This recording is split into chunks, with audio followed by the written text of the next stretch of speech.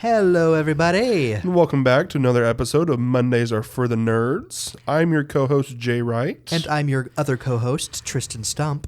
This is the podcast where we recap this former week's nerdy news that all happened for you in the world of pop culture. I'm gonna level with y'all. This episode almost didn't happen had we not had so much news. I know. We have so much to talk about. The Game Awards were this week for one. Mm-hmm.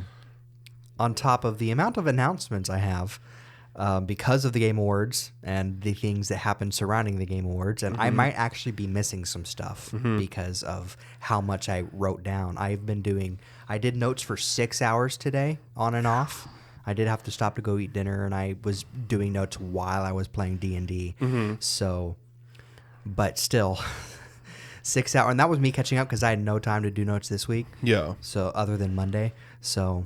And I'm like kind of the opposite where I have 3 different things for awards, but if your boy doesn't sound weird, I'm a little bit sick right now. I got a cough going on, so if there's a couple breaks in between that, or if I sound too nasally for you, that's why.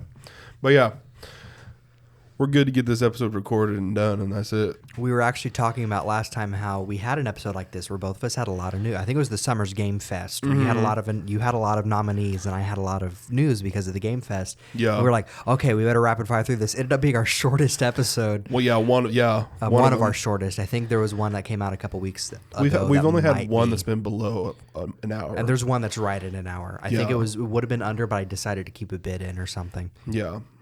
Anyway, so this might be a long episode. This might be not, but we'll see.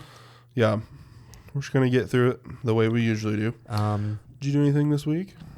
I beat Final Fantasy VII remake. I was telling you how it might be one of my favorite games of all time now, if not one of my, especially one of my favorite soundtracks of all time. Yeah. In fact, I have an anecdote about that when we were for the Game Awards, but we'll get to that when we get to that. But yeah, loved it, beat it. Started on the mid episode, it's like a DLC episode for Final Fantasy VII Remake, but it acts like a bridge between that and Rebirth, and in a certain way. Yeah. A character that appears in Rebirth, they gave her her own story that parallels a couple chapters in the original. Yeah. So pretty cool. I don't know how much I'll actually get to play it because of some technical issues I'm having with my PS5 that I'm hoping is figured out now. If it's not, just a one-time thing, I'm going to be very sad. Hopefully. I mean, it's fixable because it's still under warranty, but it's still something I did not want to have to go through, especially because, like, I'm talking to you, like, I've never had that happen before. It's like, why do I get unless I just forgot about it. Yeah, I've had it for like 4 or 5 years. But still, because the people I've seen have this issue are like, oh, yeah, it pops up, like, at this time, and then a couple months later or a couple weeks later. Like, it's different amount of time for different people. Yeah. So... but you said you also had people where it's like, yeah, they just bought a new power cord for it, and it worked fine for 3 or however many months. So anyway, so we'll see what happens, but pretty fun. What I got to play of it was fun so far. They added a little mini game it was a mini game in the original, and I'm sure they were like, well, how do we bring this back without? It's basically like a mini tower defense-esque game within the game. In the original, it was a optional area. You didn't even have to touch it. And so with this, they decided to reference that and turn it into it's a kid's board game that your character gets and can go challenge other characters. So it's very cool, very nice. That's basically all I did this week. I did that and worked. And then the Game Awards. Yeah. I listened to the Game Awards at work. I hopped on a call with some friends after a while. Jacob had messaged me. He's like, hey, everyone's on a call. Just mute yourself and, do whatever when you have customers. So I did that and got, for the most part, it was actually a pretty slow night at work. So it was nice. So I got to watch most of the Game Awards. That's good. Without like having to look away or anything, which is weird because Thursdays are usually really busy. Yeah. Did my screenshots help you at all? No, because I pretty much had everything written down. Not written down because I couldn't take notes at the time, but like memorized enough that when I found one of my sources, I was able to like line it up with what I remember from watching the show. Yeah. So yeah, that's all I did this week though. Nice. How about you? Do anything interesting this week? I finished building the Lego Simba, including Derp Simba. Yeah, derp. That shows the picture. But the last thing you build is like the lower jaw, and I took a picture of it before you attached it on, and it's too funny. Yeah, too funny. I watched caught up on a lot of shows. Watched the new Pop Culture Jeopardies. Watched a new episode of Skeleton Crew. Really good, that dropped. I loved it. It's getting better. The new episode of Creature Commandos yesterday was a lot better. And when I say like a lot better, is I enjoyed it more than the other two, because I told you with the other two I was like, or at least with the first one I was like, really? Yeah. But the third one I was like, we're back. I did read a thing where James Gunn was talking about like he did not mean for this to be the first DCU thing. It was just the thing that got done first. Yeah, I mean stuff happens the way it lined up. Yeah. But I'm like, it's not even like that fact. It was just some stuff in the show where I was like, not my cup of tea. But I haven't gotten to watch Creature Commandos yet, but I've been reading about it, and I was like reading about like his DCU plans. Like they have the 10-year plan and stuff that we had talked about. And I was reminded about how the first phase or chapter, or however they're calling it to differentiate itself from the MCU, is Gods and Monsters. And I'm like, oh, that's such an interesting title, though. Like you can kind of theorize what stories we're going to see for that. I mean, obviously, Creature Commandos and Superman being the first two Gods and Monsters. There you go, right there. But it's still like, what are the stories they could do? And so the Amazonian show, Amazonian and Green Lanterns. Yeah. Don't know how Batman fits into that, or Brave and the Bold, but. Well, or Lanterns for that matter. But Swamp Thing. Batman, though, Batman and Clayface, for one, which is going to be in your news. Yeah. Oh, yeah. Spoiler alert. Yeah. But, like, those can fit in the monsters category. Oh, Clayface for sure. Batman, I'm sure. I mean, we know it's like a Batman and Robin story. Yeah. So it could be... Court of Owls is getting set up for the Reeves universe. Hopefully. It's getting set up. It's absolutely getting set up. So maybe if it's Batman and Robin and it's monsters, I mean, that doesn't specifically mean, it has to be monsters like Creature Commandos, but it could still be something like maybe Batman and Robin with Killer Croc as the main villain. That might be or Bane. Yeah. A Bane story that isn't... or even like monsters and like just horrible people. Yeah. Like the Jeffrey Dahmer. It could be a Robin origin story. It could be a Batman, like it could be Robin's origin story with as a Batman movie. Yeah. So it could be about Batman's adoption of Dick Grayson. Mm-hmm. That's a definitely good starting point for a Batman. If he's doing a Superman where he's like, I don't want to do another origin story, then do Robin's origin story. I don't think it's ever been done in a live action movie, so that would be pretty cool to see. I don't know why we're talking about DC and small talk. I mean, it's because this is what we did. Yeah, but anyway. I don't think I did much more than that, apart from what we'll get to. Yeah. I feel like I'm almost done with Epic Mickey. I'm about to go to the attic of the Haunted Mansion. It's not the Haunted, but it's whatever the manor is. Yeah, so the boss fight in the I'm literally about to go so you're about to the boss fight in the Haunted Mansion, which means you've still got a good chunk to go. Because you get a mission that kind of brings you back through everything. And I will say the main story thing on PS5 says I'm only 33% through it, and I was like, that doesn't always update. That doesn't always update. Because I feel like I've done a lot for it being only 33% through. You're going to, you're going to finish the mansion, and then the game will give you the opportunity to do some side quests. And then you're going to go... You go back to one area, then it makes you go through a bunch of the other areas just for a little bit. And then you have one final. You're probably halfway through the game, I would say, as far as length goes, but as far as seeing everything like level wise, you've seen all but one. Yeah, which is probably the final. Which is the final level. Yeah. But you're about halfway through lengthwise, yeah. That's fair. Remind me, I was around with this because I was listening to last week's episode. I'm not a narcissist. We saw Werewolves Sunday. As in me and Trey. Yeah. Very 80s campy. It's all right. It's just all right. It's a good turn your brain off movie. The scariest part I found out was in the trailer because they attached it onto what we saw today. And that's only scary because I don't like that kind of stuff. But no, it's more of like a fun thing. Should I get my releases for this week? Yes, sir. In terms of movies, In theaters this week, we got The Last Showgirl got a limited release. A seasoned showgirl must plan for her future when her show abruptly closes after a 30-year run. We got the limited release of September 5th. During the 1972 Munich Olympics, an American sports broadcasting crew finds itself thrust into covering the hostage crisis involving Israeli athletes. And we got the limited release of Nickel Boys. Elwood Curtis's college dreams are shattered when he's sentenced to Nickel Academy, a brutal reformatory in the Jim Crow South. Clinging to his optimistic worldview, Elwood strikes up a friendship with Turner, a fellow black teen who dispenses fundamental tips for survival. On the streaming side of things, Maria came to Netflix on Wednesday, December 11th. And today, Friday, December 13th, Carry On dropped on Netflix.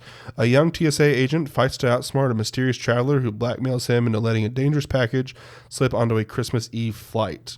At first, I heard it was getting mixed reviews, but it's got like 80-something% on Rotten Tomatoes. So I'm like, okay. The biggest release this week, apart from one that you'll mention, is Kraven the Hunter. Kraven's complex relationship with his ruthless father starts him down a path of vengeance, motivating him to become not only the greatest hunter in the world, but also one of its most feared. We found out this week it is the official final movie in the Sony Spider-Man universe. They're not going to continue it anymore. You're getting my fresh reactions to it because I literally got out of a showing for it an hour and a half ago-ish. Kraven is my favorite Spider-Man villain of all time. Has been for forever. We kind of mentioned that last week. I was excited for this because it's live action Kraven. And I was very hopeful I knew it wasn't going to be like the best thing because of Sony's track record. I thought an R rating would give it it's at least a little bit of a leg up. It's all right, which is not what I wanted to think coming out of it. I wanted to think it was going to be like, it's fine. It is just all right. It is not the best thing. It is not as bad as Madam Web. I don't think it deserves the Rotten Tomatoes score it has right now. I'd give it about being generous, and at a certain point, 4 out of 10. And that extra 1 is because I like Kraven the Hunter. So take with that what you will. The writing throughout, I was like, this could have been done better. I liked Aaron Taylor Johnson as Kraven. I don't like the Rhino as the main villain. I also didn't like the way he looked. But I've told you that since the trailer. Yeah. And it made me think, like, is there even a good way to do a live-action Rhino? Apart, because we could go this route, or you go, like, the full robot suit from Amazing Spider-Man 2. Because you look at how he looks in the comics, or, like, Lego Marvel Superheroes is a great example of how he looks in the comics, where it's literally just a dude with a giant rubber. Or even Spectacular Spider-Man. Like, that's a good. Like, I don't know if that could transition well into live. Is that something where, like, for it to transition well into live action, you'd almost have to make him kind of look like Abomination with horns. Exactly. Which other people might not like. Yeah. Because if you make it live action and it's just a dude in a rhino suit, people are going to be like, well, that's dumb looking. And then some people don't like when they make people's superpowers mechanized, which I feel like that's a perfectly fine. Because in the comics, in the comics, that's basically what it is. He's just stuck in this rhino suit that gives him powers. That's why I don't really have that much of an issue with the Amazing Spider-Man 2 Rhino, look-wise. But I'm like, I prefer it to this one. That's where I'm like, these seem like our only two options to get what a live action Rhino would look like. It's interesting that they've decided this is the last one, because weren't they teasing more after Venom Last Dance, or is that more for the MCU, you think? I mean, they're definitely teasing more after Morbius, I can tell you that much. But that's not going to happen. It just makes me want, like, they were talking when Venom Last Dance came out as if they were still planning on might do more, going through with that, unless that's connected to Secret War somehow. I mean, it does lead to the possibility of more. They don't outright say there will be more, though. I'd say the more direct thing of being like, yeah, there will be more is the Sinister Six tease from Morbius. But as far as Venom goes, I'm like, that's probably going to be all we see from it, at least right now. Okay. This one, I know the director said if it did financially well, he wanted to adapt Kraven's Great Hunt, which I'm like, yes, I'm all for that. I also have my animal nerd hat issues with this because, like, there's Cape Buffalo, but it's set in, like, Far East Russia. Like, that's African. At least it looked like Cape Buffalo from Africa. One of the things I like, though, and I don't know if they intend to do this, but the guy who played Rhino wore glasses. And I'm like, rhinos are nearsighted. So, like, I kind of got that. But that's just my animal nerd, where I'm like, snow leopards are not going to be outside of the mountains, and they're never going to show themselves to people. Anyway, I'm an animal nerd. I'm going off on a rant on that, and I'm not going down that path right now. But I feel like it's an animal-centric-ish movie to a certain degree. I'm like, I feel like you need to be able to differentiate between those. I liked the guy who played Chameleon. Of course, he's having a pretty good year with Gladiator 2 and Thelma. He was good. I did see a clip of Chameleon, and I was like, gosh, there's so many good Spider-Man villains that I'm waiting to show up in the MCU. And probably, this is the way the MCU is. We probably won't see them per se. Like, even though we're getting Spider-Man 4, it's probably never going to be Spider-Man fighting actual Spider-Man villains in the same vein as... It's going to be like street level. Well, I mean in the same vein as Homecoming. Oh, yeah. Yeah. Like, it's going to have to be to a bigger level because they don't think they can have him be street-wise and without complicating it. Yeah. So that being said, it was cool to see him. But man, the scene you saw. I saw the scene. I liked it. It was cool. It was cool. Yeah. It was cool. But man, the wasted potential. The wasted potential, especially now that Sony's like, no, we're done. Which is probably Which who knows? In a week they might just reverse that. Yeah. But I think it could have done better. I wanted it to do better is what it is. I will admit I wanted it to do better than it was because I love it so much. And I'm like as down on this because I wanted it to do good because I love Kraven. I love Kraven the Hunter. If I had a fit body, I'd go as that as Halloween every year. But I'm fat, so I can't do that. But yeah, Kraven is just all right. 4 out of 10. Kind of sad whimper on the Sony universe. On the TV side of things, on Tuesday, December 10th, we got Lego Masters Celebrity Holiday Bricktacular on Fox. We got Secret Level released on Amazon Prime Video. I forgot. I did watch all those. You did watch all of them? I watched all of them. What is your thoughts? I thought Pac-Man was going to be my favorite, but that is straight up body horror, and I'm like, no. So a thing about that, actually, I'm gonna be bringing up that specifically the Pac-Man thing. The Pac-Man, yeah. Yeah, I was like, I have thoughts on it without having watched it. Mm-hmm. I'll save till you bring that up. But I've heard you're either gonna like it or you're not gonna like it and it's only the first batch. It's not getting a lot of good reviews right now, but that usually, if it's not getting a lot of good views critically, but you hear a lot of people go, oh, it's fine. That means you're either gonna love it or you're hate it. Yeah. So I'm probably gonna like it. As someone like I didn't know it was only gonna be half of them at first. Next half dropped next week, I believe. Okay. So you don't get the Mega Man one, you don't get God of War, you don't get half of them, but I mean there's a lot of them. Like this is coming from someone who doesn't play most of the games that were shown in this one. Mm-hmm. I like the Sifu one. I've heard the Sifu one looks very good. Yeah. Yeah, the action and that one I really liked it. I liked the Warhammer 40K. That one's probably my favorite. I liked I forget which one it was, but it had Arnold Schwarzenegger in it, and he's like Eternum or something like that. That one. Those are probably the 3 where I'm like, I like those the best. But it was all right. It was all right. They were hit and miss, but it was all right. Pac-Man's miss, in my opinion. Richard Ramirez, The Night Stalker tapes dropped on Peacock on that day as well. On Wednesday, December 11th, Queer Eye Season 9 dropped on Netflix. And Dream Productions dropped on Disney+. I forgot about that. I watched it, all of it, too. It's good. It's good? It's really good. I was actually thinking about, like, if I probably don't have time to see if my PS5 is okay tonight, so I was probably just going to boot it up and watch something. Yeah. So it's good. I think you'll watch like that? All right. We were talking about how it's like we're worried that it's the 4 episodes. I'm like, it handles the 4 episodes well. Okay. Because I was like, it could just be a movie then, but... It could, but I also like the format they went with the TV. Okay. Or the limited series, I should say. Yeah, it was really good. There's some hilarious moments where I'm like, Maya Rudolph in it was hilarious. She's like the big exec of it. And of course, not the original Inside Out, the Inside Out 2 of the 5 motions are all there. Amy Poehler, Phyllis Smith, Tony Hale. Thursday, December 12th, we got Bookie Season 2 dropped on Max and No Good Deed dropped on Netflix. Friday, December 13th, we saw Die Hard Season 3 come to the Roku channel, and Wonder Pets in the City Season 1 dropped on Apple TV+. And in the miscellaneous, a stop-motion Sonic Christmas short was released. I have not gotten a chance to watch it yet. It's in the Bass Rankin Bass style. In terms of music, we only got one. Taylor Swift's The Eras Tour officially came to an end on December 8th. Earned a record-breaking $2 billion on the tour. But my one birthday this week, today's her birthday. Happy birthday, 35th birthday, Taylor Swift. There you go. I had a comment to say where I was like, oh, we're so sad she's ending her tour, but she's starting a new one. I know. Which I will be there. All right. So my releases this week, not a whole lot of major releases. I usually try to include the little extra ones that I like to highlight, smaller teams or anything.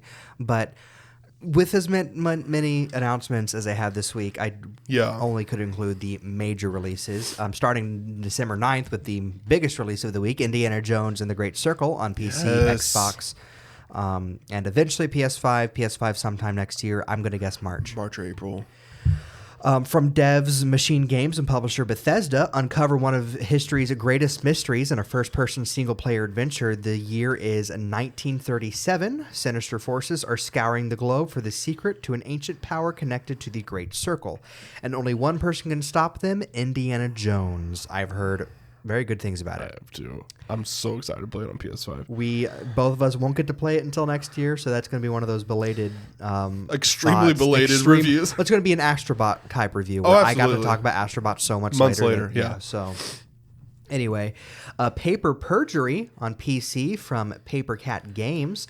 It all started with a simple robbery. When the thread was pulled, a tapestry of mysteries was revealed to solve cases and outsmart criminals in a detective story full of lies, confessions, and maybe even a murder or two. If that sounds familiar, it's because apparently it got delayed and released this week instead of earlier. I can't remember which week I said it, but it's out now. Yeah. And December 9th had Dagger Froggy on PC from Solico. Dagger Froggy is a small action roguelike where you face hordes of enemies. Cute. With each round you get stronger, but so do the cute creatures. It's Vampire Survivors with a frog. I feel like I'd play that. You might. I feel like it's a mobile game, I think, as well. I think it's not just on PC. I could be wrong. Yeah. Vampire Survivors might be the only one that's on PC.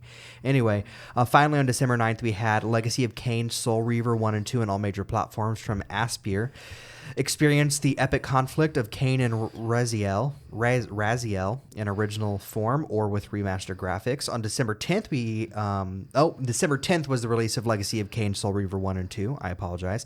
And Mighty Morphin Power Rangers Rita's Rewind on all major platforms from Digital Eclipse. And Mighty Morphin Power Rangers Rita's Rewind, the team faces off against a robotic reincarnation of the Power Rangers' longtime nemesis. Robo Rita has conjured a portal to send herself back in time so she can finally vanquish the Power Rangers by forming an alliance with her younger self. And finally, on December 11th, Fairy Tail 2 on all major platforms from Koei Tecmo. I believe the console release was at the 13th and the PC release was the 11th.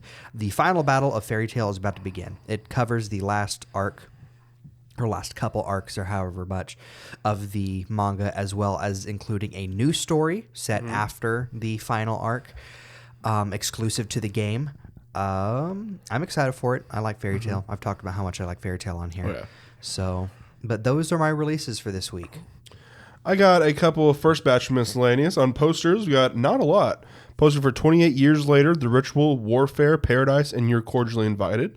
Trailers and teasers. We got a trailer for Rick and Morty Season 8, releasing 2025 on Adult Swim. 28 Years Later, for the second week in a row, releasing June 20th in theaters. The Brutalist, releasing December 20th in theaters. Novocaine, releasing March 14th in theaters. That looked pretty fun. Jack, did you watch it? It's the guy that can't feel pain, right? Yeah. Yeah. Jack Quaid. New trailer for The Day the Earth Blew Up, a Looney Tunes movie. Did you see that? Yes, I did. Releasing February 28th in theaters. A friend asked me, he said, hey, what are your thoughts on this? Like, he thought I might say something bad about it. I'm like, dude, you have no idea how glad we should be that this is actually releasing, for one. Oh, yeah. It looks hilarious. In theaters, for two. much less. Yeah, in theaters, much less. I said, that's the thing. We're having a hand-drawn animated film in theaters. The last time a 2D animated movie came out in theaters, I'm trying to think, that wasn't anime or anything. Bob's Burgers? Bob's Burgers, yeah. And before that was Teen Titans Go. And there's probably been others that had limited releases. But as far as like being a wide release, But I'm so excited for it. December, was it the 20? Is it the 28th or is it February 28th? February 28th. Yeah, December. So tail end of February. Tail end of February. Cannot wait. But it looks hilarious. I liked how much it didn't actually tell you about the story. No, I still have no idea what's going to happen. You know, there's some threat, and Daffy Duck is apparently the only one that can solve it, and Porky Pig is his brother or something. And then he's got a crush on Petunia. And then Petunia Pig is there. Yeah, and that's it. Yeah. So I'm very excited. We also got the trailer for Cleaner, releasing February 21st in theaters. Trailer for You're Cordially Invited, releasing January 30th on Amazon Prime. Looks hilarious. Have you seen that? Will Ferrell and her name, Reese Witherspoon, just left me. And new trailer for The Pit, releasing January 9th on Max. And release dates and windows, Final Destination Bloodlines will release on May 16th in theaters. Animal Friends, releasing October 10th in theaters, described as a live-action / CGI hybrid R-rated road trip adventure starring Ryan Reynolds, Jason Momoa, Vince Vaughn, Aubrey Plaza, and Addison Rae. Very intrigued to see what that looks like. Flowervale Street, David Robert Mitchell's new movie starring Ewan McGregor and Anne Hathaway has been delayed to March 13th, 2026, and will be in IMAX and potentially include dinosaurs. Happy Gilmore 2, Adam Sandler says they're trying to get it ready to release around July 2025 on Netflix. The second Dexter sequel series, Dexter Resurrection, will premiere in June. They want it to premiere in June 2025. Filming begins on in the first week of January. And Emerald Fennell's adaptation of Wuthering Heights will release on February 13th, 2026. In terms of casting, for The Mandalorian and Grogu, here's the thing that's so much happening this week. I forgot this is this week. Jeremy Allen White was cast as Jabba the Hutt's son, Rhoda the Hutt. He will reportedly look, quote, buff. I don't know what... He's not voicing the character? I don't know. Are they going to make Rhoda buff? Is that what they meant? Or like...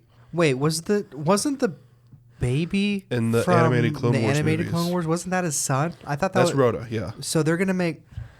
So he's an actual Is it Hutt. just going to be like some Johnny Bravo built Hutt? But also, if it's like, if he voices him, he's going to be speaking in just... Huttese, is that what it is? Yeah. Only in Jeremy Allen White's voice, which at that point you can't tell it's him.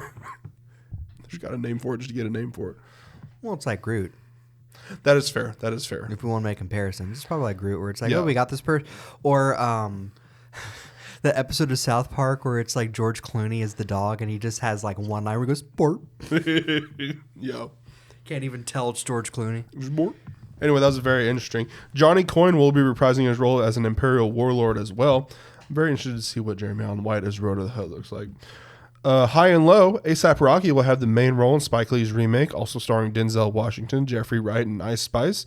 The Christophers, Ian McKellen, Michaela Cole, and James Corden have been cast in Steven Soderbergh's next film. Why is no one named Chris in that movie? Exactly. Might be a last name. Okay. But, you'd think this is where Steven Soderbergh's going to pull like Pratt, Hemsworth, Evans, Pine. Be the Chris movie. Exactly. Rock. The film follows the estranged children of an artist who hire a forger to complete his unfinished works so they can be discovered and sold after his death. If they want to do that, if Christopher Plummer would still be alive, he'd be like the artist that all the other Chris's would be like his kids. Happy Gilmore 2, Eminem has been cast. In Sam Mendes, The Beatles biopics, Paul Mescal has been cast according to Ridley Scott, he was previously rumored to play Paul McCartney, and Joseph Quinn is being eyed to play George Harrison.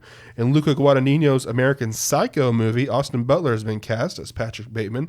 They didn't call this a remake, but I'm like, because Discussing Film said it was a remake, and then they just reposted it and put movie instead. What was it? I missed. Austin Butler will play Patrick Bateman in Luca Guadagnino's American Psycho. That is apparently not a remake.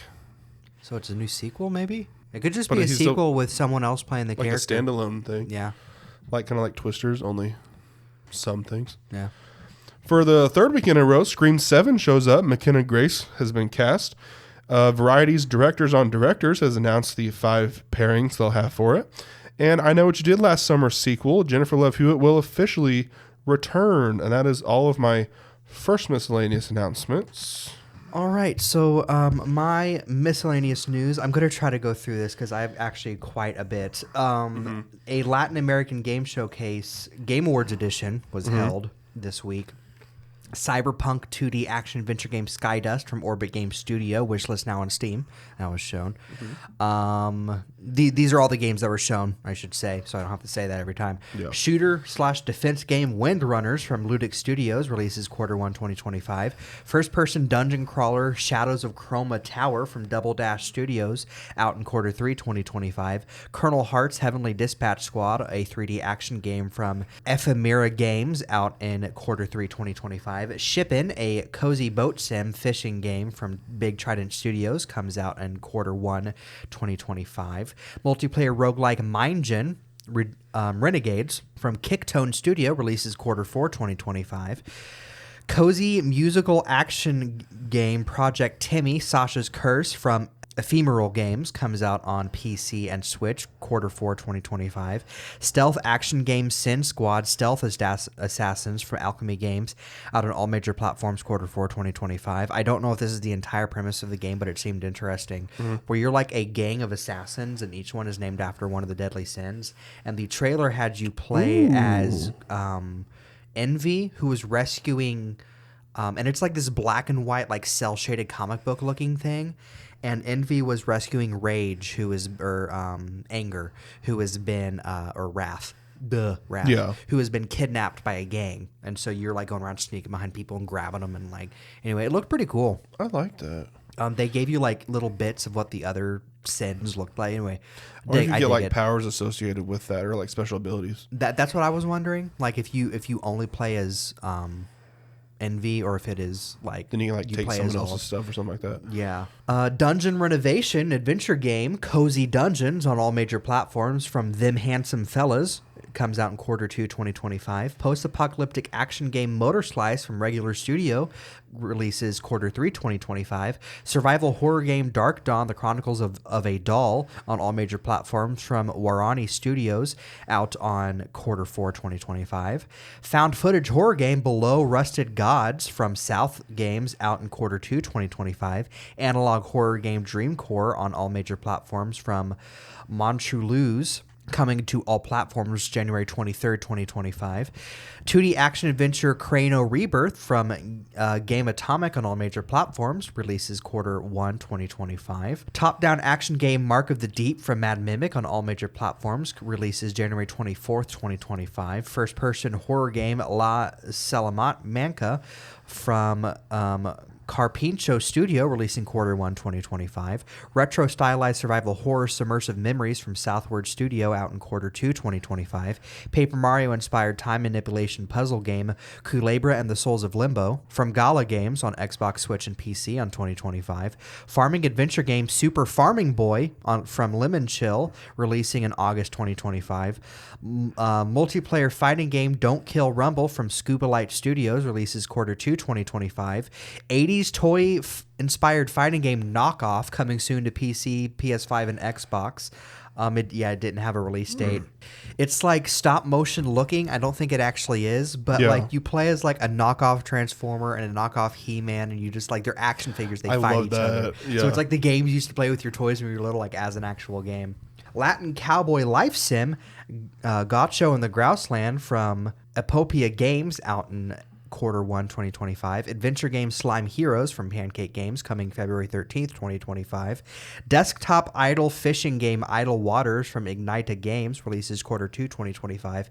It's a game that plays on your desktop. Like you open it and then it's just on the bottom of your screen. You can do other things and then it waits for you to go click it, and like it has a full game going on, but it runs on its own on your desktop. And it like keeps your like the desktop you have? Yeah. Ooh. I like that. It's pretty cool. VR action game Cold VR from Allware releases December 2024. It looks like super hot, and they even have a joke in the trailer where the guy's like, I think I've played this game before. It's called like Ultra Warm.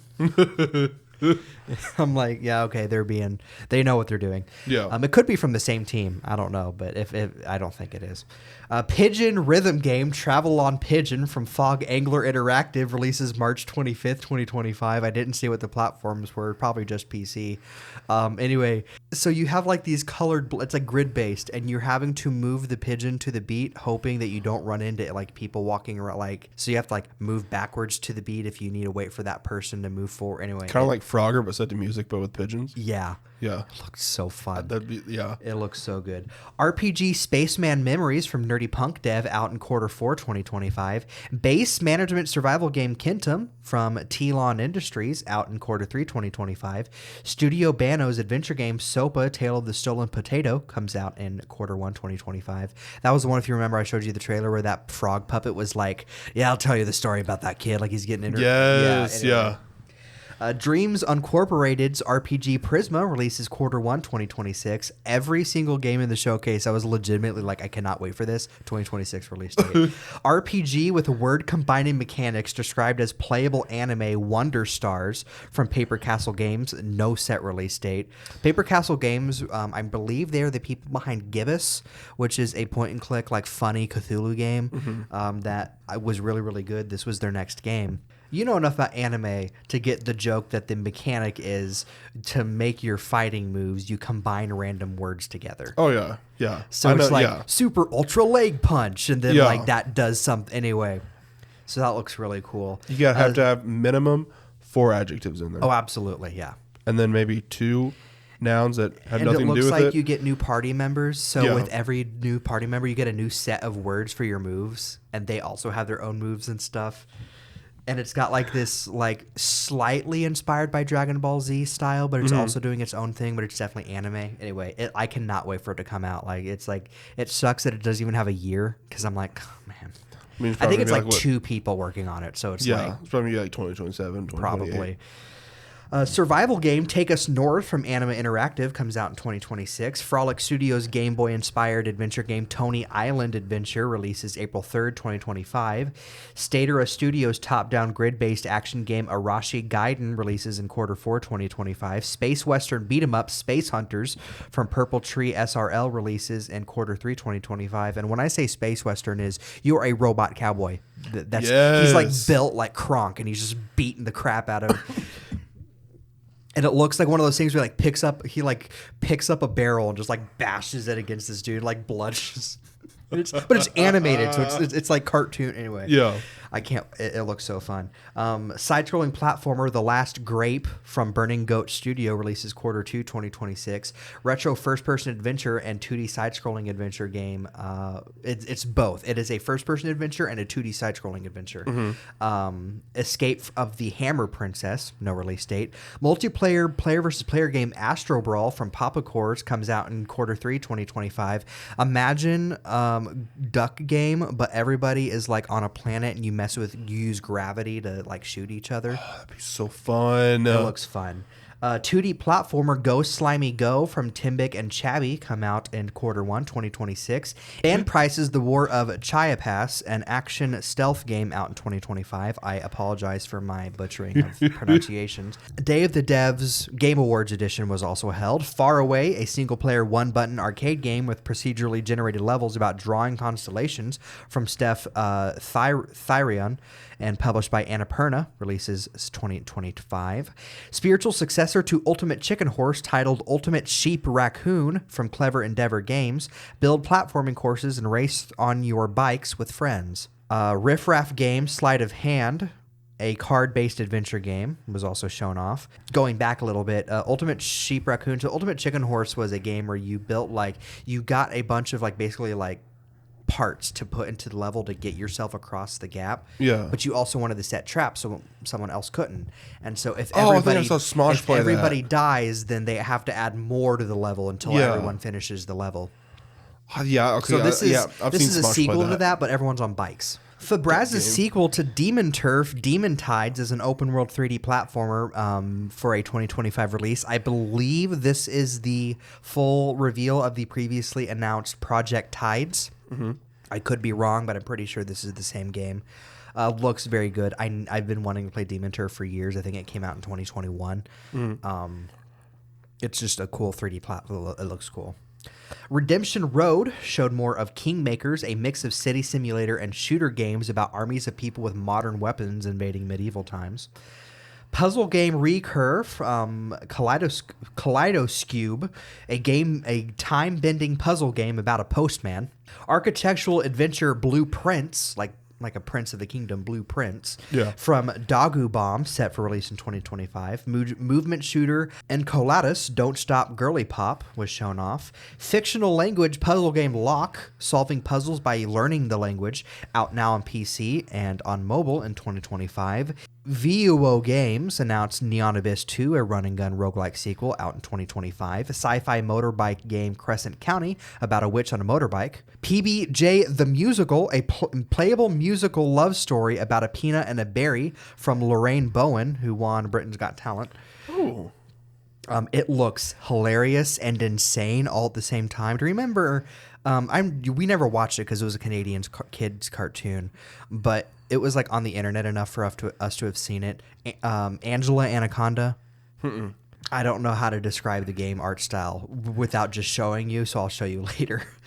Curiosmos, a solar system creation game, was shown off. Momentum and gravity-based platformer Bionic Bay, with elements such as flipping the environment and teleporting, releases in 2025. Inconbini, an organization game about working at a convenience store. That sounds like my worst nightmare of a game. Oh, yeah. Because I work at one. Stop-motion side-scrolling shoot-'em-up Feltopia for a 2026 release. Everything in the game was made out of felt and animated like stop motion. I love that. Channel surfing game Blippo Plus from Panic, the publisher behind Untitled Goose Game, was announced. Hyperlight Breaker enters early access January 14th, 2025, and Tankhead, a vehicular adventure game about a person who uploads their consciousness into a tank that explores a planet, out today on Epic Games Store. Some other, and by today I mean December 13th.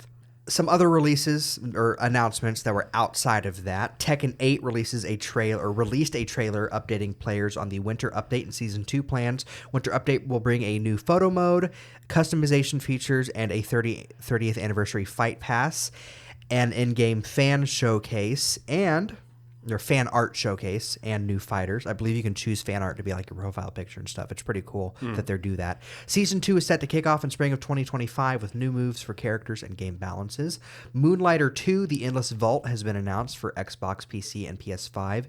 It is a action dungeon crawler game where you raid dungeons, you get treasure, and then you sell them the next morning at your shop. Demon Slayer, The Hinokami Chronicles 2 has been announced, the sequel to the fighting game based on the hit anime and manga, releases on all major platforms in 2025. A new LEGO Fortnite mode, Brick Life, was announced on December 9th and released on December 12th.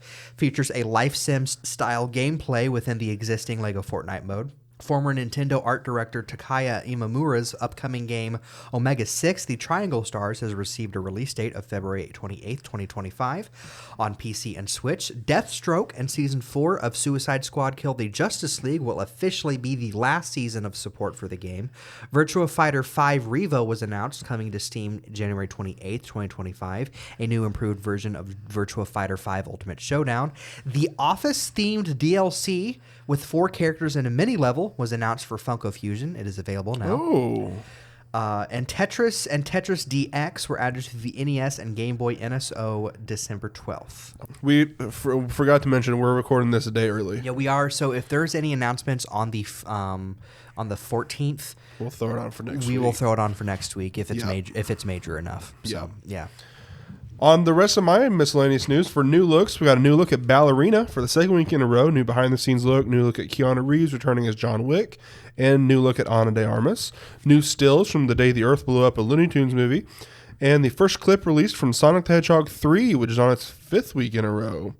For first looks, we got our first look at first official look at 28 years later for the second week in a row. First look at Aaron Taylor Johnson, Ray Fiennes, and Jodie Comer. First look at Opus, Io Debris' A24 horror movie, follows I say she's acting in it, she's not directing, a young writer who is invited to the remote compound of a legendary pop star who mysteriously disappeared 30 years ago, also starring John Malkovich. Hal and Harper, first look at Cooper Raiff, Mark Ruffalo, and Lily Reinhart. Series follows 2 siblings and a single dad who is making them grow up too fast, so fast that the kids are played by adult actors. I'm not sure how exactly that works, nor can I wrap my brain about what that means. That sounds more like a comedy but it doesn't sound like it's supposed to be a comedy. Oh, that's what I'm thinking. I have no idea. Okay. It's a series, but also starring Havana Rose Liu. Cooper Raiff I like from a movie he did last year, and it was a comedy. So, And Twinless, first look at Dylan O'Brien and James Sweeney. Film follows two men who form an unlikely bromance after meeting at a twin bereavement group. That's described as a bromance comedy, which I'm like, I'm there. Always there for some bromance comedies. In box office earnings, the 10th anniversary re-release of Interstellar earns $4.4 million. And for the third week in a row, Wicked has passed early on in the week $450 million worldwide. Glenn Powell news for the seventh week in a row almost didn't make it this week. It literally dropped as I was watching Kraven. A new movie called Homewrecker he will star in. It will be an erotic thriller described as a mix between an Adrian Lyne films like Fatal Attraction and Alex Garland films like Ex Machina. That just makes me think of Jerry Stiller. That one line from King of Queens where he goes, "What are we watching tonight? We watching a spy movie, a murder mystery, erotic thriller?" The way I can never say it the way he says it. It's just it's so good. Anyway, in new announcements, the Evil Dead sequel will be titled Evil Dead Burn. Meet the Parents 4 is in the works. Robert De Niro, Ben Stiller, Terry Polo, and Blythe Danner are in talks to reprise their roles. A Pokemon project is being developed by Aardman, releasing in 2027. No other news on that besides that. A live-action remake of Tangled is in the works with Michael Gracie, who directed The Greatest Showman, and talks to direct. But that is my sister's favorite Disney movie of all time. Whenever and so she has thoughts. We were debating on who could play, you know what. Because she really wants Cher to be Mother Gothel. And I'm that's perfect. That's a pretty perfect choice. But also they might go, well, she needs to look younger. And so you could use prosthetics, or you could do the Rogue One CGI thing. Yeah. Because honestly, she would probably, because of how little time she spends around the magic, you could have it where she's just de-aging through the movie or something. Yeah. A new Tom and Jerry animated film is in the works at Warner Brothers. Rashida Jones, Will McCormick, and Michael Gouvier, are writing the script. I did not see this animated. They specifically said animated. Okay. I saw someone say they're not good. They better learn the lesson from last time. I'm like, well, they said animated. So as much as I didn't love the movie. As much as the movie was okay, it had world-renowned Colin Jost in it. It had Chloe Grace Moretz in it. Okay, it did. But it just no amount of good comedic actors could save that thing from being what it was. No. But the animated parts were the best parts. Like everyone agreed. I thought the antics of those two were like hilarious. Yeah. So just give them a movie. But for the love of God, don't make them talk. No. Because have you watched the old Tom and Jerry movie where they talk? It is a nostalgic movie for me, but that by no means makes it a good movie. No. I don't want to see them talk. It's one of those that I watch and go, well, this is terrible, but I'm going to watch it anyway. It's a guilty pleasure movie. Yeah. Anyway, but yeah, please don't make them talk. No, that's the one thing you need to avoid with this. The Prison Break reboot is moving forward at Hulu. The series will be set in the same universe as the original series, but focused on new characters. Ann Lee, Amanda Seyfried, Thomasin McKenzie, Lewis Pullman, Christopher Abbott, Tim Blake Nelson, and Stacey Martin will star in a new musical developed by the Brutalist team Mona Fastvold and Brady Corbett. The film, inspired by real events, is an epic fable about religious leader Ann Lee, the founding leader of the Shaker movement. A Chitty Chitty Bang Bang reboot is in the works. Okay. So these last couple news articles, I want to bring up a discussion about what the definition of reboot is and how everyone keeps calling things reboots when Chitty Chitty Bang Bang. A reboot implies that there were multiple Chitty Chitty Bang Bang entries and this is restarting that No, this is a remake. Yeah. Or another adaptation of the stage musical. Mm-hmm. Yeah. Anyway, I saw that. I saw Discussing Film say that, and I don't know why for some reason it bothered me that they called the Chitty Chitty Bang Bang remake a reboot.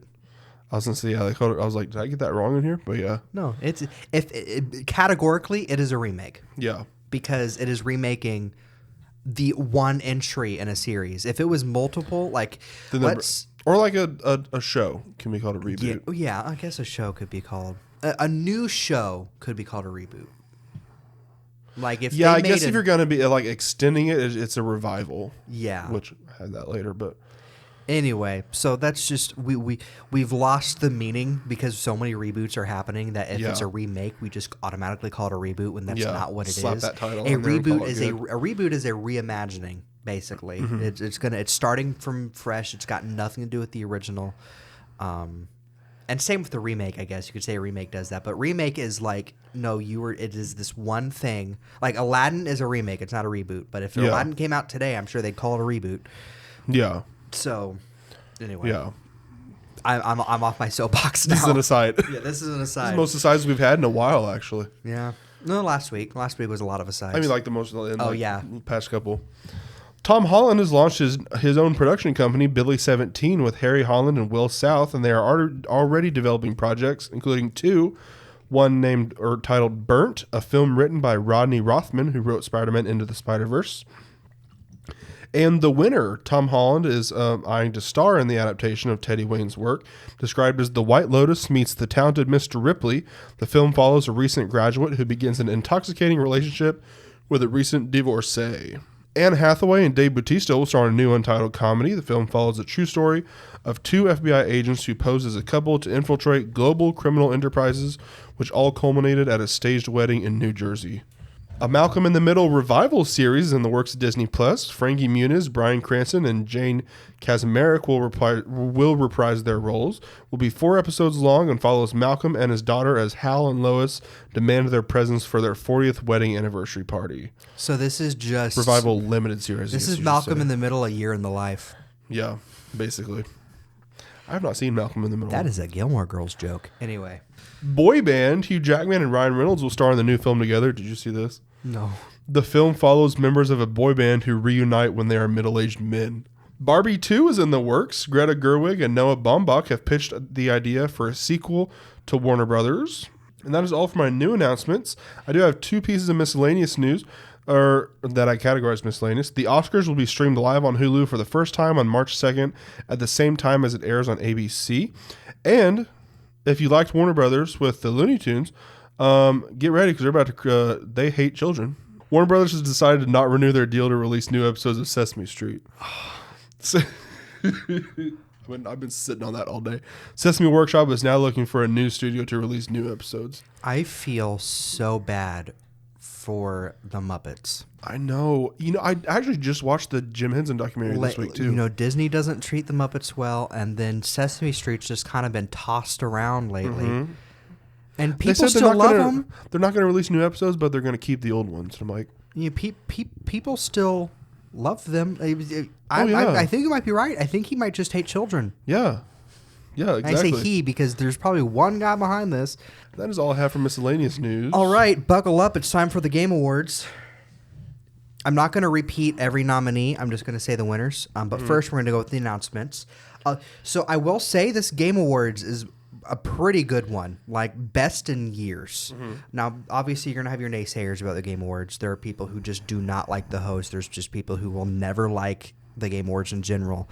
And there are reasons behind those. There are arguments. Jeff Keighley's the host. He's been hosting it for 10 years. He's a guy who just kind of stood up one day and said, "Hey, I'm going to try to organize this thing and about recognizing game," and everyone was just kind of like, "Okay." Oh, okay. And then I was like, I guess this is a thing we're doing now. At least that's how I remember it because I was 14 when they started. Yeah. Announcement-wise, Amir Satvit was given a first-ever Game Changers Award for his efforts in assisting laid-off game industry employees find employment. Also, the first time that the Game Awards acknowledged the layoffs in general. It's kind of frustrating. That's one of the reasons people don't really care for it, is any controversy with the Game Awards, he feels like he needs to be neutral, so he doesn't address the problems at all, and that leads to more problems. So, you know. But moving on from that, Ninja Gaiden Ragebound, a classic Ninja Gaiden style Ninja Gaiden game from the Game Kitchen, the team behind Blasphemous, was announced. Releases summer 2025. I'm so excited for this. The Ninja Gaiden games they became like a 3D action game, but they started out as an NES like platformer that my dad loves. Like when I first got my NES, when he found out I could get NES games on like the Wii and stuff, the first thing he bought was Ninja Gaiden. So I was very, very excited to see this like be a 2D retro style. Anyway, very excited. Cozy first-person car packing game One Move Away from Ramage Games releases in 2025. It is a first-person game where you take items and you have to get them to all fit in your car. I feel like I love that game. It looks so fun, so satisfying. Yeah, that's what it also reminds me of that Simpsons scene where he packs them all in the car like Tetris. Yes. Slay the Spire 2 Mega Crit's highly anticipated sequel to the roguelike deck building game releases in early access 2025. DLC expansion Dave the Diver in the Jungle comes in late 2025.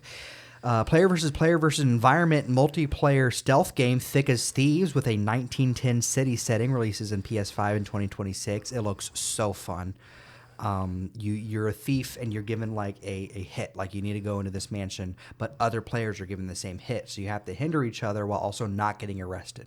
And it's got this like Victorian, or not Victorian because it's 1910s, but like that kind of like era. A reimagined Pac-Man game, Shadow Labyrinth, a dark Metroidvania from Bandai Namco, is set for 2025 debut.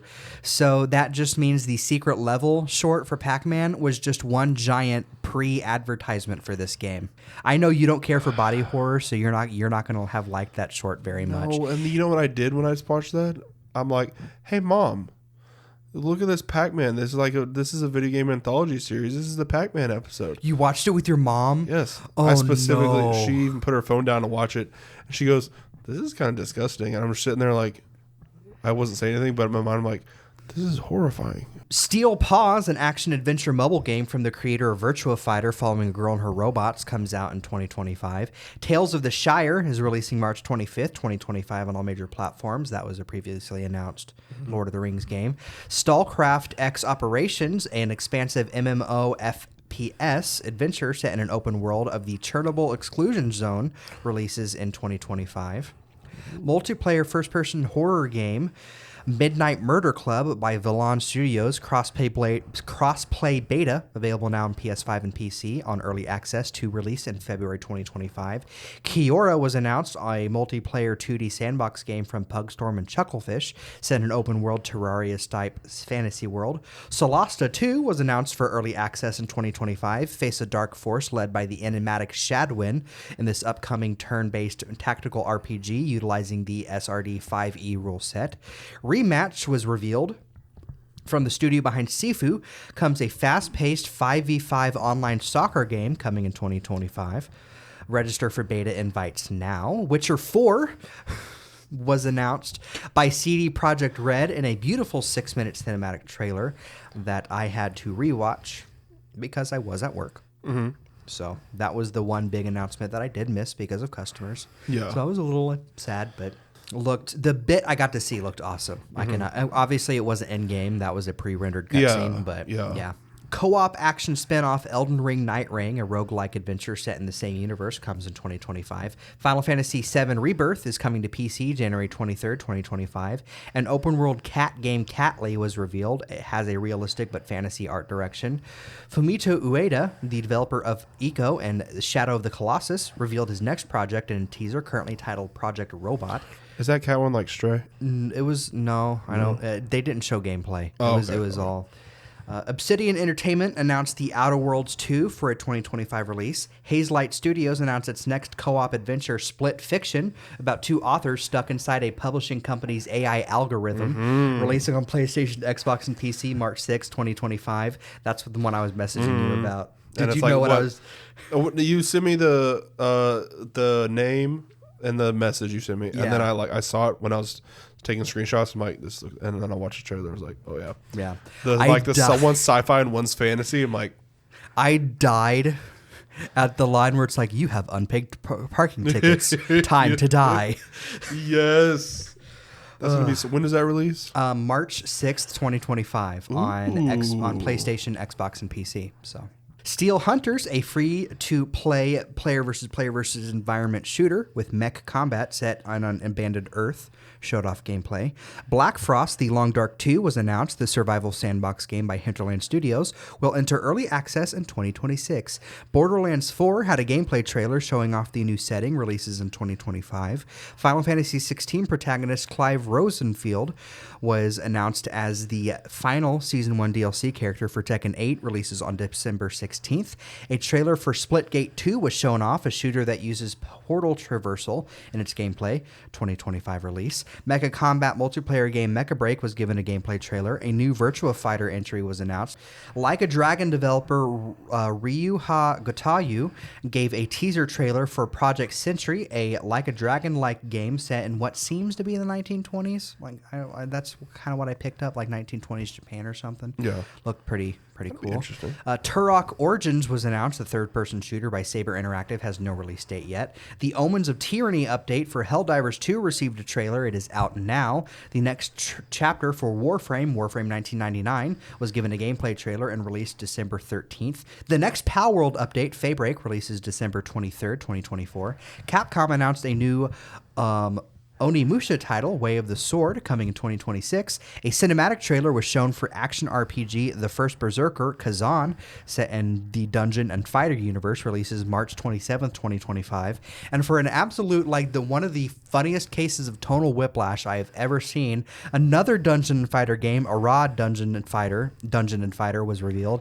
The open world action RPG has a very Genshin Impact style. It was all happy go, anime, all these people we're on an adventure, and the game before that is this dark gory, it was so Jacob the whole time was like, this is the same universe? Because I told him, yeah, Jeff Keighley said it's the same universe. He goes, this isn't the same. I'm like, dude, it's it's Dungeon and Fighter. It is so funny.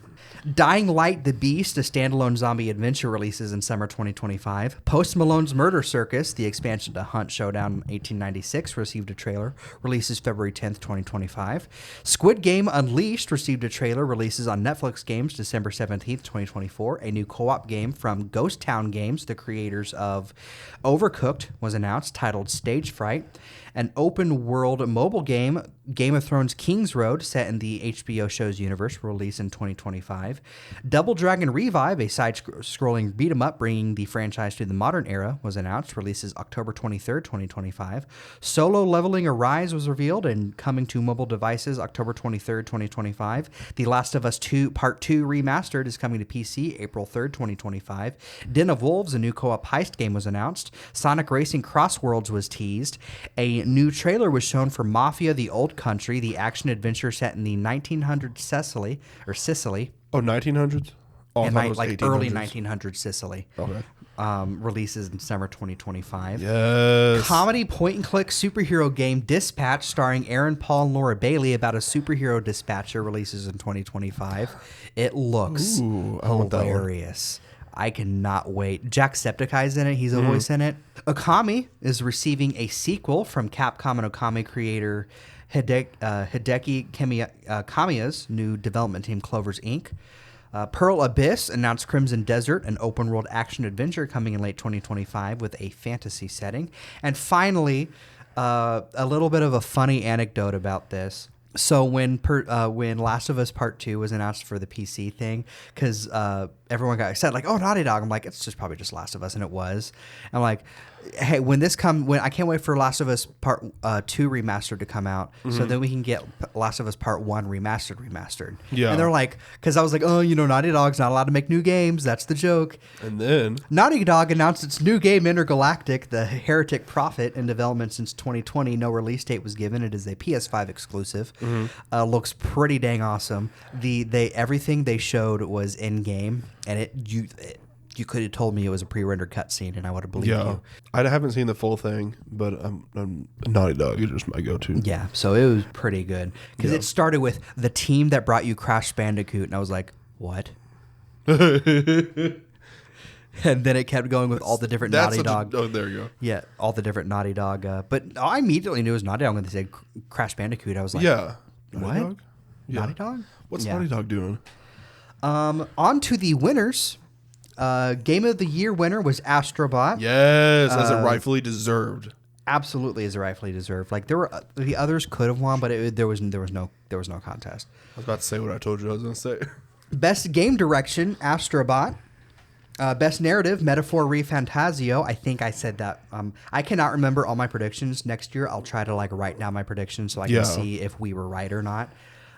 Best art direction was Metaphor Refantasio. Best score and music was Final Fantasy VII Rebirth. And I kept telling everyone, because they were like, oh, it'll be this other game. I'm like, no, I'm telling you, Final Fantasy VII's music is so good. It's so good. That's the one you were telling me about, right? Remake is what I was talking about, but Rebirth has a lot of the same music and some more music, of course, but it's just so good. So good.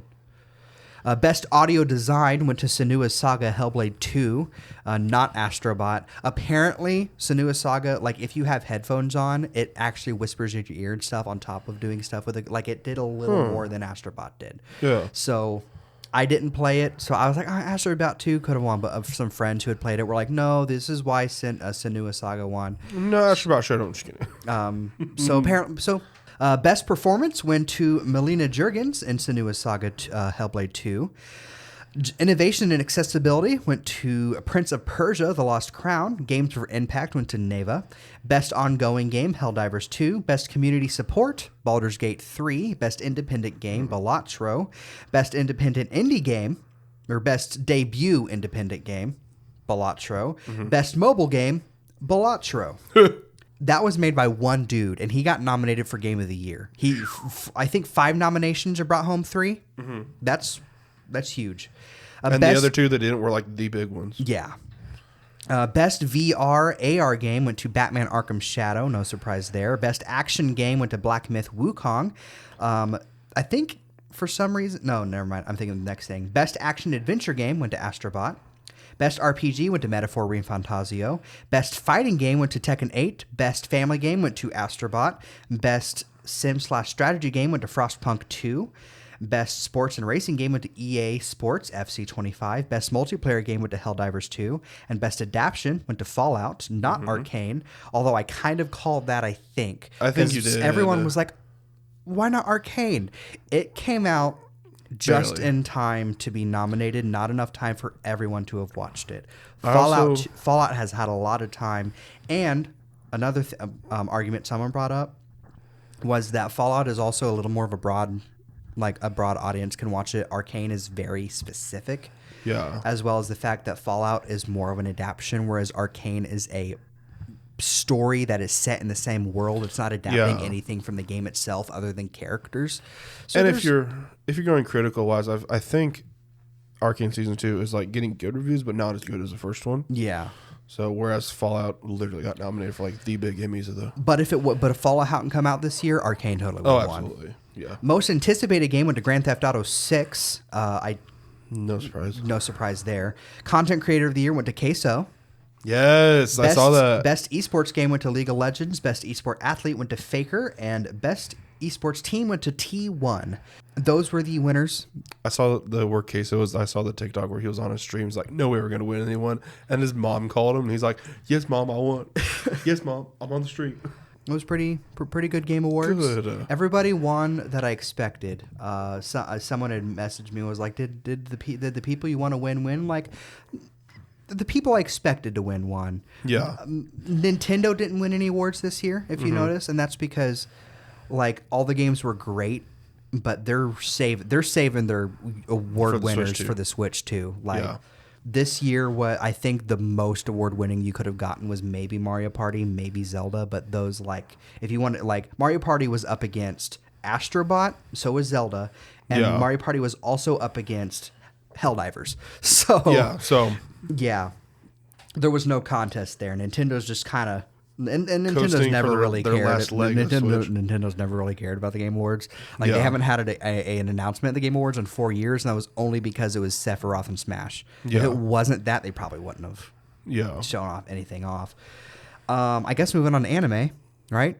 I have a couple of awards. You do have a couple of awards? Yes. And by couple, 3. So you can get like a little break. The 82nd annual Golden Globe nominations were announced this week. And I did not know they were announced until I woke up and saw my flooded inbox on Twitter. Best Motion Picture Drama, Brutalist, A Complete Unknown, Conclave, Dune Part 2, Nickel Boys, and September 5th. Best Motion Picture Musical or Comedy, Anora, Challengers, Amelia Perez, A Real Pain, The Substance, and Wicked, which once again, I'm like, Challengers, why are you in this category? Best Motion Picture Animated.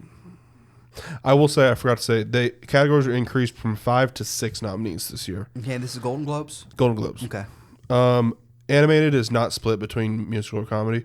It went to Flow, Inside Out 2, Memoir of a Snail, Wallace and Gromit, Vengeance Most Foul, The Wild Robot, all the ones we predicted. Moana 2. Okay. See, we said last week if there's would be a sixth, or, it would be Moana 2. So. I guarantee you take Moana 2 out of this, and that's the category we're going to get for the Oscars. I saw someone say, though, like there was an anime film that came out this year that probably could have been nominated. Personally, Ultraman Rising. But there was one called "Don't Look Back" or "Look." Anyway, I can't remember what it's called, but it's like it was like animated film. It's like 45 minutes long or something. I think that's pushing the. It's apparently really, really good, and it could have been nominated, but it's like Moana 2 because Disney, I guess. Disney needs their shoehorn, even though they got Inside Out too. We went down this last week anyway. But I honestly feel like Disney treats Pixar like it's separate. Like if there's absolutely. Where it's look at Disney Plus, the little. Yeah. It's separate. It's number 2, but it's separate. Cinematic and box office achievement nominees, which is this basically the popular second time showing up.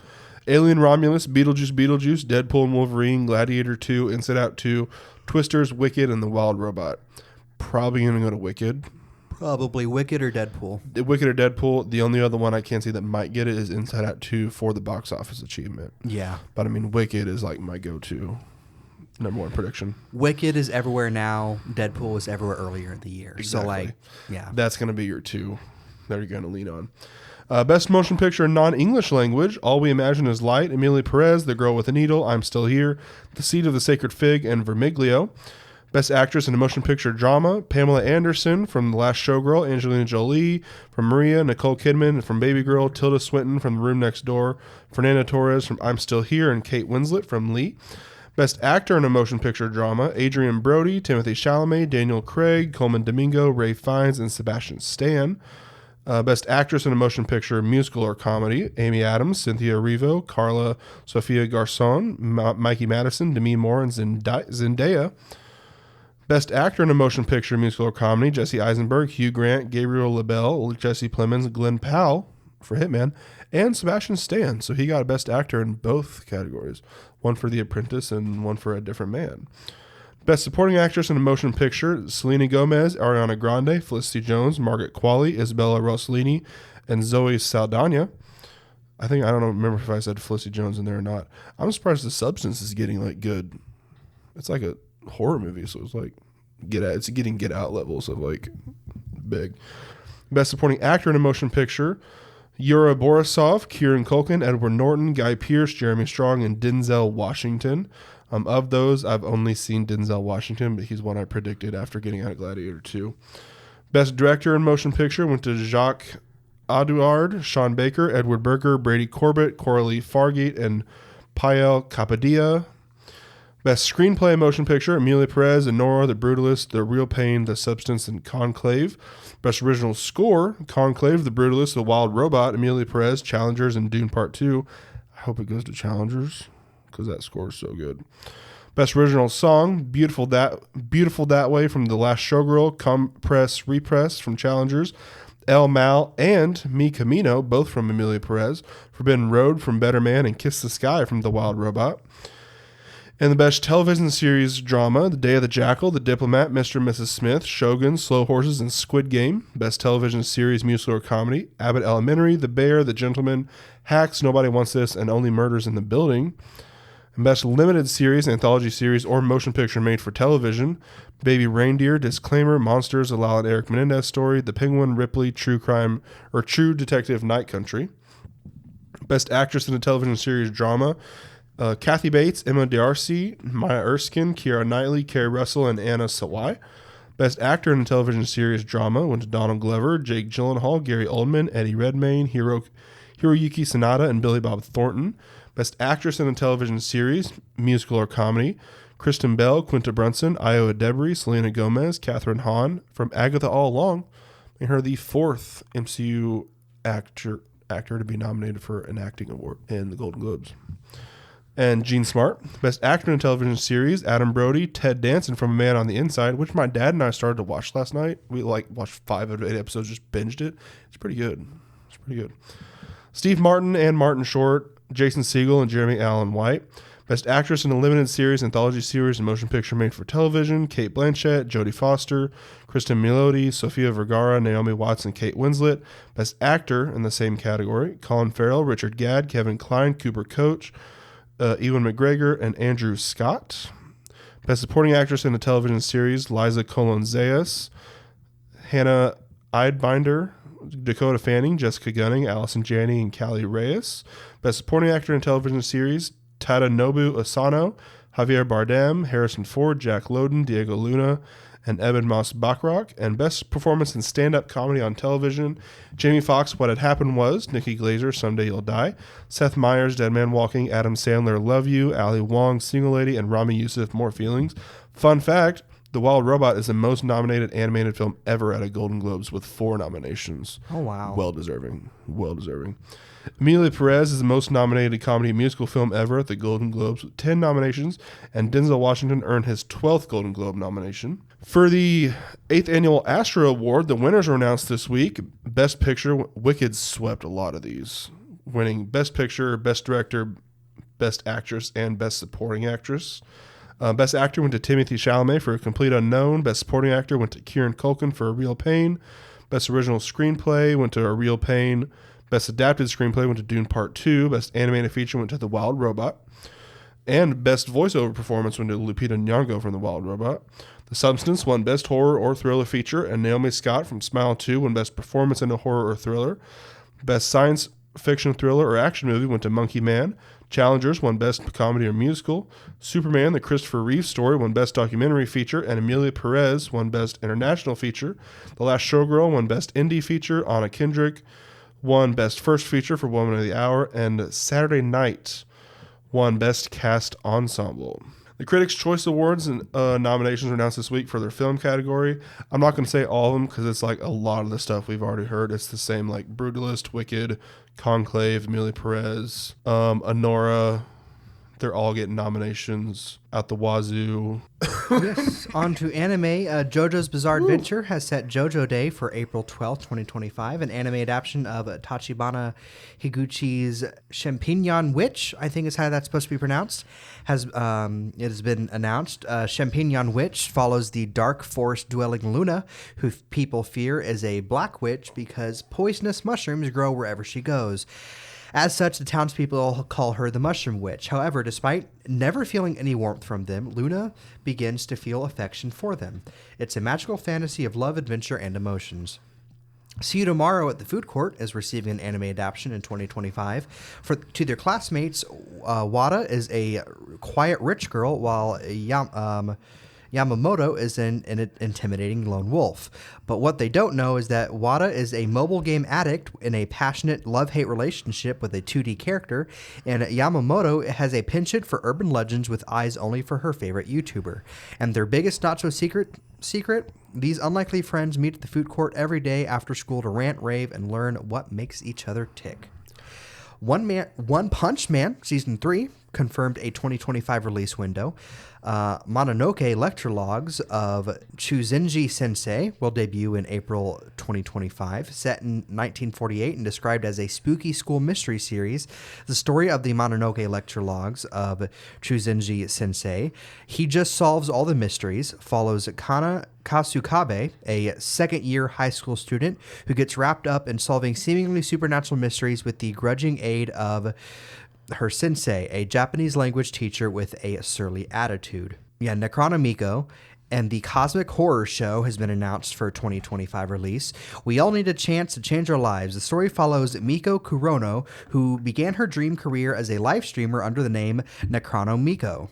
After graduating middle school, admits spending her days with her childhood friend Mayu Mayusaka and rival Jaba Kagurazaka, she's introduced to a new VR game project. Upon entering the game, the girls start pursuing the irreplaceable Now.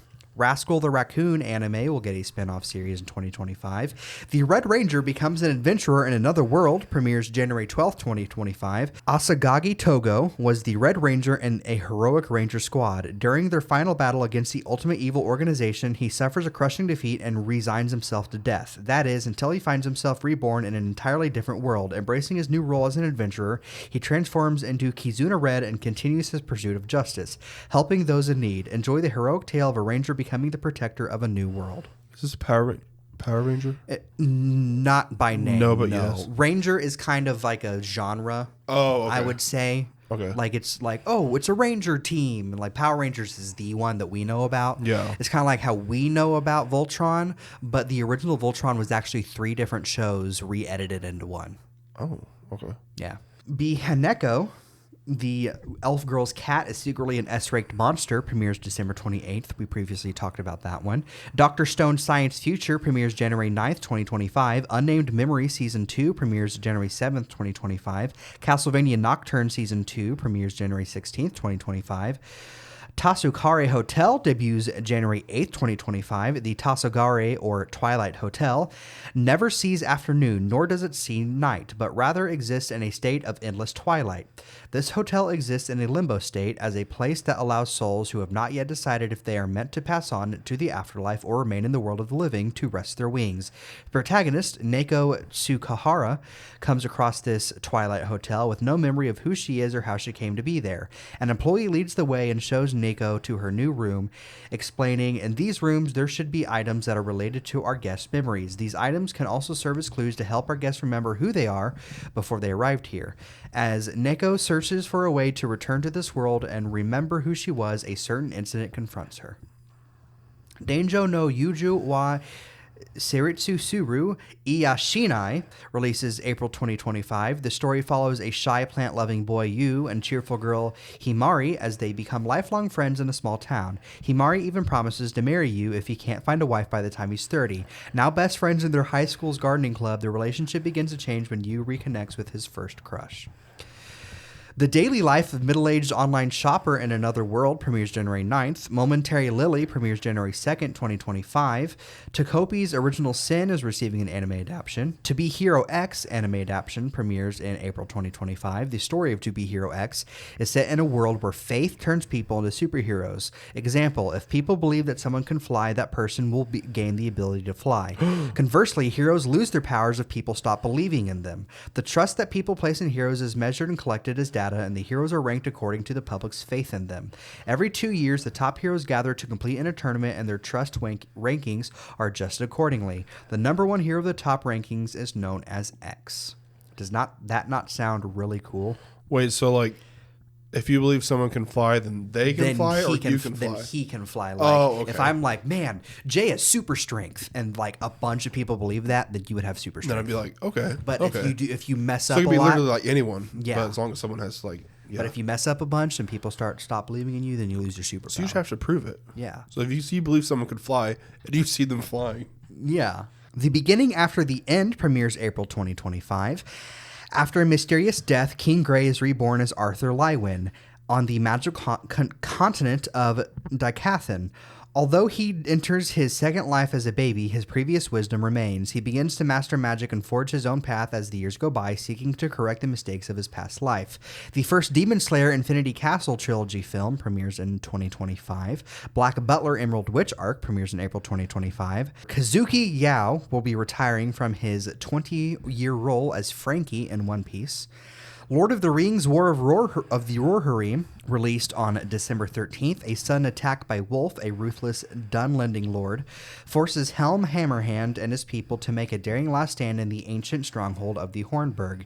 Finding herself in an increasingly desperate situation, Helm's daughter Hera must lead the resistance against a deadly enemy who's intent on total destruction. And I will be watching that. Yeah, wide release in theaters, which is awesome. I will be watching that tomorrow, so you'll have all my thoughts on that next week. A lot of anime that I'm actually like, I want to watch that. That superhero one had Jay intrigued for a bit, but it's anime, so he won't watch it. Nope, you're gonna have to tell me how it is. What if I got you the manga? Would you read the manga? It's a comic book. Would you read it? I know what manga is. No, I'm just saying manga is I'm just saying essentially you're reading a comic book. So, like, would you read it if I got you? Maybe. I got some comics on my side of things. On DC, of course, we got episode 3 released of Creature Commandos for the 4th week in a row. The Penguin was nominated for all 3 Golden Globes it was eligible for. And it better win Best Actress in a limited series, television movie, or made-for-TV movie, or else. It didn't hear you say, so help me. I can tell you that right now. So help me, you will see me in prison. There you go. Kristen Milioti better win. Harley Quinn Season 5 got our first trailer releases January 16th on Max. A Clayface movie is in the works, written by Mike Flanagan and produced by Matt Reeves. Described as a horror tragedy with the character not painted as a villain. Budget will be around $40 million and filming begins in early 2025 with a release date of September 11th, 2026. That makes me, I kind of know what version of Clayface they're going with then. If it's not if it's a tragedy and not like, oh no, he's not a villain. Then yeah, I know. Mike Flanagan said he really liked the Batman the Animated Series Clayface. They specifically said that. Yeah. And so. Because that Clayface is only a villain because of what happens to him. Yeah. So yeah. Do you think it's going to be in the Matt Reeves universe then? I don't think so. No? It's probably part of the DCU, I would guess. Superman for the 5th week in a row. First trailer drops next week. The Batman Part 2, James Gunn says there's not been a first draft of the script yet. And Dynamic Duo got a release date of June 30th, 2028. Marvel, on the Marvel side of things, Kraven the Hunter for the 5th week in a row, of course, released in theaters. And as we said, confirmed to be the final movie in the SUMC for now. What If Season 3 got a new trailer with a new look at Storm as the Goddess of Thunder and first look at Mysterio. Agatha All Along, as previously mentioned, Catherine Hahn is the 4th actor to be nominated at the Golden Globes for an MCU project. I saw it, I believe it was last week. Daredevil Born Again for the 5th week in a row got a new look at Charlie Cox's Matt Murdock's. Spider-Man Beyond the Spider-Verse, Jarrell Jerome says he hasn't recorded his lines yet. He was Miles G. Morales. Captain America Brave New World for the 4th week in a row. Got a new look at Captain America and Red Hulk. New look at Harrison Ford as President Thaddeus Ross. A new poster and a new teaser. And quite possibly some of the biggest news is on the Marvel side, apart from Kraven this week. Avengers Doomsday, we got some casting confirmations. Chris Evans has been cast. Currently unknown who he will be playing. I saw some rumor of Nomad, which that's been rumored since Infinity War. Anthony Mackie will officially return as Captain America. Benedict Cumberbatch confirms he is returning. Today it was announced Haley Atwell will return as Peggy Carter. Bring in the only other confirmed cast member now, of course, is Robert Downey Jr. But the reported ones are like Spider-Man, the Fantastic Four, some of the Thunderbolts. So my theory is he's just playing, it could be Nomad. What if it's just Captain America? Who knows what he went, when he was time traveling and bringing the stones back, who knows? Exactly. Who's to say he wasn't pulled to that point in time, like, hey, we need your help. And then he gets to resume back where he's going. And the way that when they announced that Peggy Carter's returning, I'm like, I wonder if they go to that moment and pull him from that, and that's how she's Or there's a big, like, Captain America variant scene where, like, a bunch of Caps are, like, throwing shields around. And so it's Anthony Mackie Cap, Captain America. What if, because Captain America, Steve Rogers Cap. What if Steve Rogers Cap, like, his interaction with this Anthony Mackie Cap is what makes him go, I'm going to give you the shield when I'm going to make sure you get the shield. Oh, yes. Yes. And it all ties together. You hear this, Russo brothers? Do you hear this? Hire me. Hire me. You better bring me along as well. And that's all my Marvel news for this week. In celebrity deaths, we only have 3 of them. Michael Cole was 84, last remaining Mod Squad member. Mark Withers was 77, star of Kaz and Dynasty. And The Amazing Kreskin was 89, famous mentalist and Johnny Carson favorite. My sources for this week were Deadline, Movie Insider, Variety, Games Radar, The Wrap, Best Spin Bulletin, Collider, comicbook.com, AP Entertainment, Hollywood Reporter, Screen Rant, Empire, The Popverse, Puck, Vanity Fair, and of course, Discussing Film. I want to thank my sources, Games Radar, IGN, Discussing Film, Crunchyroll, Comic Book Resources, and all official sites and socials of the studios mentioned today. And now on to our December tier list. So now we're on to our December tier list. We are once again ranking Santas based on how Santa-like they are, how much they're used in the film, and the vibes. And the vibes. General vibes. Yeah, general vibes. First up, I don't know which one this is. Let me take a look at that. Google break. I still don't know. All right, so first up is the modern Miracle on 34th Street Santa. Played by Richard Attenborough. This is on you because I have not seen it. I'm going to give that one an A. Real solid Santa. Good Santa. Good Santa. Good Santa. Now we got the Nightmare Before Christmas Santa. I mean, he rightfully so. He's kind of... He was kidnapped by 3 children. 3 mischievous children. And almost killed. Like twice. Exactly. So... I'm thinking C territory, if not D. He's a solid C. He doesn't get a whole lot of time to actually be Santa. Like, yeah. We don't know how Santa actually is because he spends most of the time being justifiably angry. Yeah. So, yeah, I say C. Now, if Jack Skellington was on this list, I feel like we'd put him up here in A. B. B is fair because he tried to do bad first. Yeah. But, like, he had a change of heart. Christmas Chronicles Santa. Yeah, that's right. Kurt Russell is what I was trying to say. Kurt Russell Santa. If you go back to my Instagram account and scroll a bit to Christmas of 22, I believe, there's a joke with Jay breaking into Kurt Russell's house and asking him for presents. Then we're gonna hit up Tim Allen next, wouldn't it? Yeah. No, he goes, I think you're the kid Tim warned me about. Yeah, I think that's right. I'm going to say a solid A. Yeah, I'd say a solid A. There's a little less of a jolliness because it's supposed to be like I'm Santa going on adventures. And like where it's like a little brought down a little bit. Yeah, maybe. Like really good Santa. Oh, absolutely. Like so high B, low A. High B, low A. Should we go high B? We'll do high B. But before Santa Paws, he's such a good boy. Okay, we'll put him before Santa Paws. How dare you? How dare you? You're going to look away and I'm going to have him up here. Next we have... Paul Giamatti's Fred Claus, Santa Claus. It's been so long since I've watched it. Oh my goodness. I don't know. He's just a dad who wants what's best for his sons. If I remember the movie correctly enough. See, I watched it like 3 years ago and I don't remember much about it. Do we just want to put it in... See? Do we want to make a new tier? The I can't remember the Santa tier? I can't remember. We'll put it in D, but that's like, yeah, it's not because he's bad. So there we go. We put him in the IDK tier because it's been so long since we've watched it. I believe that this is Ernest Saves Christmas Santa, and he goes in S tier. S tier? Yes. I still need to watch that. Purely by nostalgia bias, he goes in S tier. All right, next up is Tim Allen. Santa Claus. That one. That's iconic. That's iconic. Is it S tier? I was going to say S tier. I was going to say A. A? Because of iconic and where it shoots it at.